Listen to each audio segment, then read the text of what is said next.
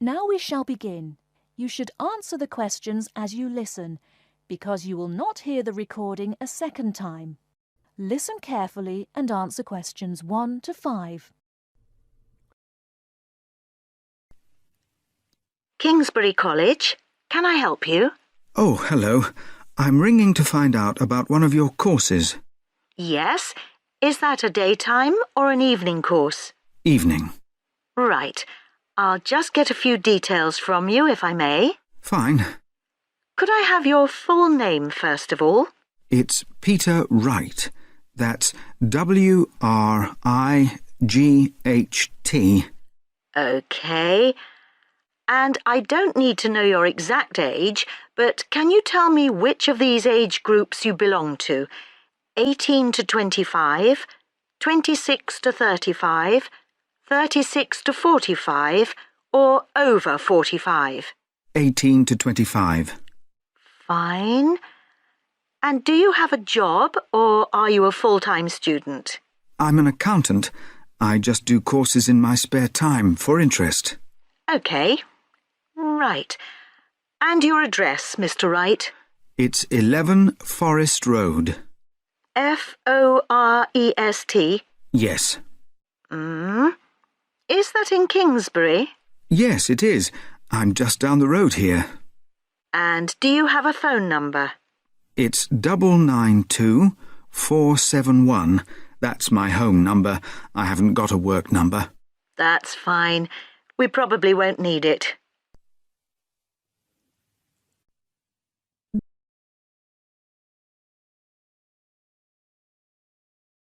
Now listen and answer questions 6 to 10. Now, you want to register for a course. Yes, cookery. Do you happen to know the exact title of the course? We've got Thai cookery on Wednesdays, or Mexican cookery on Fridays, or... Mexican. I'd like to do both, but I'm busy on Wednesdays. OK. Well, you can always do the other one next term, I suppose. Now, do you know when it begins? Is it the 26th of March? That's right. And it's £45 in total. That's including the ingredients. How would you like to pay? Card? Cash? Can I send a cheque? You can, yes, as long as it arrives at least 1 week before the start of the course. OK. And I'll just give you a reference number. If you could make a note of it and write it on the back. Yes? It's CZ943. Yes, got that. Good.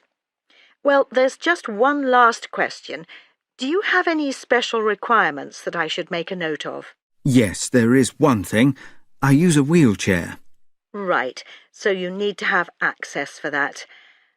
OK. Don't worry, your room is on the ground floor and I'll make sure there are no steps involved. We can always put a ramp in. Thanks. So, we look forward to seeing you on the 26th of March.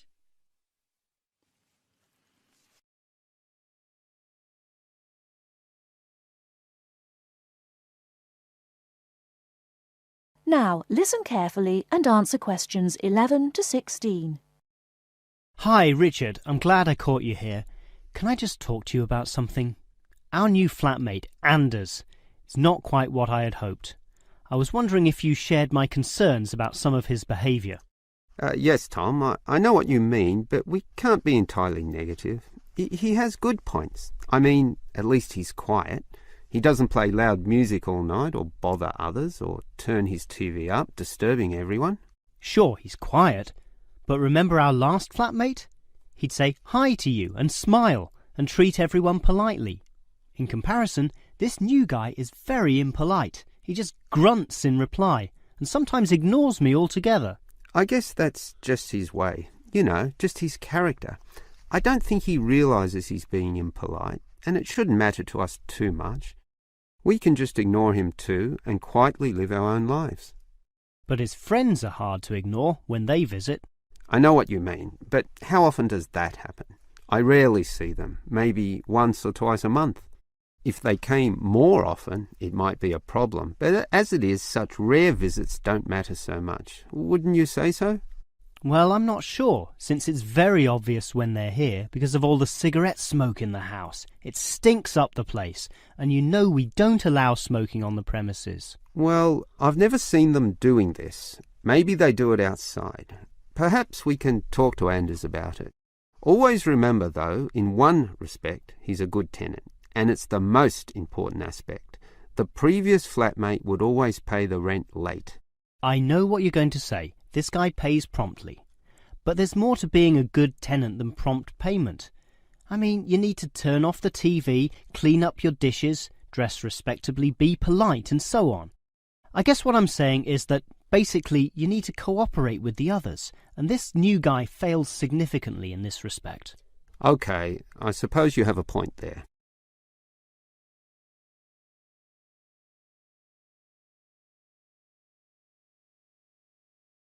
Now listen and answer questions 17 to 20.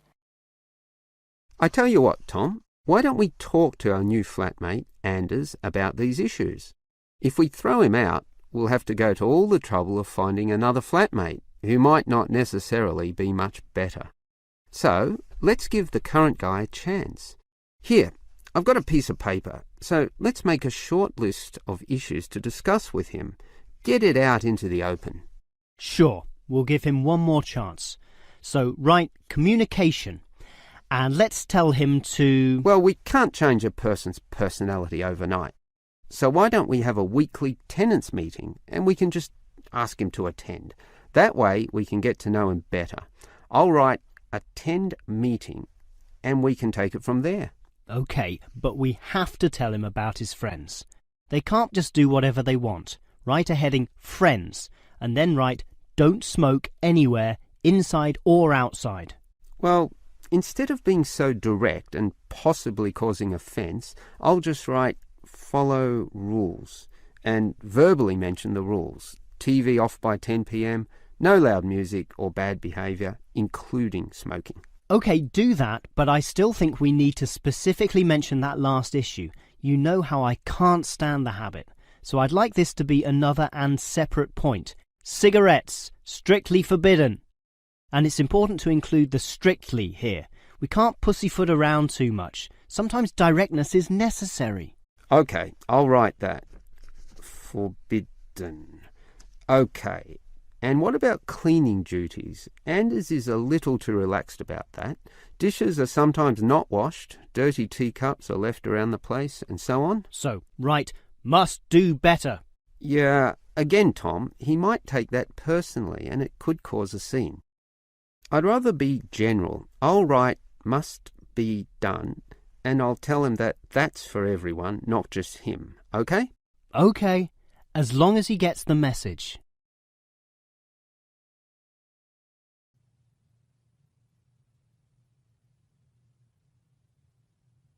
Now listen carefully and answer questions 21 to 24. Did you go to the first social science lecture yesterday? Yeah. Didn't you see me there? No. I was trying so hard to understand the lecturer. What didn't you understand? A lot of it, really. For example, he said we needed to study history as part of the course, but I didn't get why. You probably missed it. He said early on that we need to learn from our past mistakes. Right. But he also said we need to put ourselves in the place of our ancestors. Why is that? I think the point is that it's not enough to know how they lived and what they did. We need to know what they thought. I see. And I've written transferable skills in my notes next, but I have no idea what that means. If you study social science, you learn skills that you can use in a job. Oh, right. Is that all? Okay, but why is that? The point he made was that in studying social science, you use a flexible and adaptable approach to learning.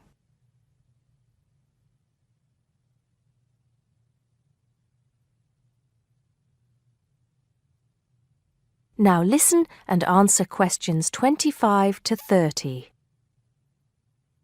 He also kept mentioning all the other subjects we will need to study as part of the course. I didn't write them all down, did you? Some of them. I think I can make sense of my notes. The first one was anthropology, which he said would cover prehistory and archaeology as well. Okay. Then there's economics. I wrote down that this was not meant to mean that we will spend all our time looking at economic theory, but more that we need to see how humans behave. That's good. I don't think I could handle economic theory. He said something about education too, didn't he? Yeah. He said we'll be looking at how cultural information is handed down from one generation to the next through teaching children. He said we'd be focusing on geography too, but I can't really remember which aspects. Can you? I noted it down, I think. Here we are, yes, particularly in relation to urban planning. It's law that I got confused about. I didn't understand why he linked that to economics. I think he meant that laws affect the way wealth is distributed. That makes sense. Now, what are the science wars? Okay, I did get that. The science wars are about how social science collects information. In sociology and social work, and in social science generally, they can only study patterns of behavior and observe. If you compare that to the way scientists work in physics or chemistry, it's very different because they use specific experiments that can be tested and which give concrete answers. Social studies is often accused of being unscientific. That's all. Okay. But it still looks like a good course, doesn't it? You don't have any regrets, do you? None at all. I'm looking forward to it.